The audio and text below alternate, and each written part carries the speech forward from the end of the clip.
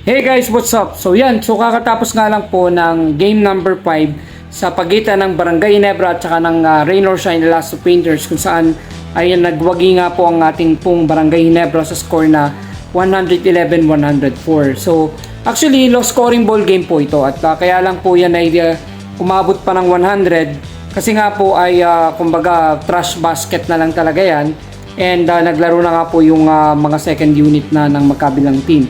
And yan nga po kumbaga parang 3 minutes yata or 2 minutes ay pinulaut na nga po yung mga superstar ng Ginebra.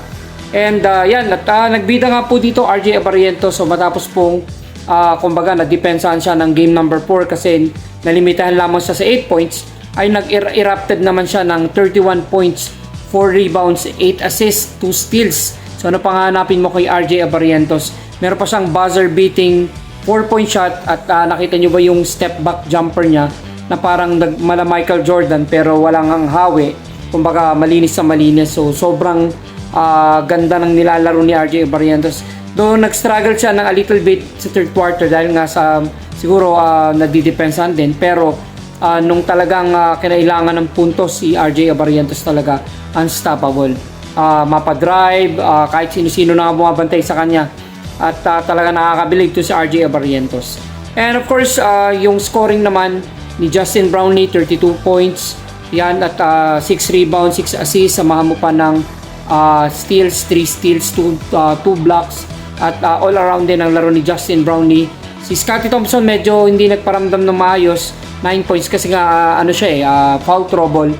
Pero expect na pagdating ng Game 6, sabay-sabay puputok yan. Troy Rosario, maganda rin nilaro, 16 points siya. Si Stephen Holt, though hindi naka-double digit, pero enough na yon para matulungan ng Ginebra.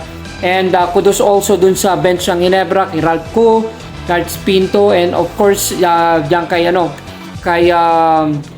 Jeremiah Gray. So lahat sila talagang rumi-rebound, nagpapakamatay sa bola, umi-score. At upang sa ganon ay matulungan ng Barangay Ginebra dito sa malaking panalo ng Ginebra na to. So yun, at tayo naniniwala na ito pong si RJ Barrientos ang mananalong best player of the conference na gaganapin nga po sa game 4 ng finals. At sure na yan kapag nanalo naman po ang Ginebra ay si Justin Brownlee ang hihiranging best import kung sakasakali pang-apat na best import ito. So yun, at ako'y masayang-masaya at nanalo ang Barangay Ginebra dito sa game number 5 sa pagpapatuloy ng Commissioner's Cup PBA Semifinals. So yun lang muna for today's video at maraming salamat sa panonood. Ito po ang inyong pambansang batang kalye ng Pilipinas. Mabuhay kayong lahat. Peace.